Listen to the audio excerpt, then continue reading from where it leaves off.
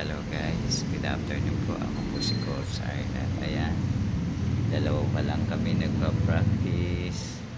Nandito po ako ngayon sa Barangay Lantik sa District Road, Labrador, Chapel. Ayan, dalawa pa lang kami. Hinihintay namin yung iba. Ito po ang kanilang chapel. Napakalinis. Ito po.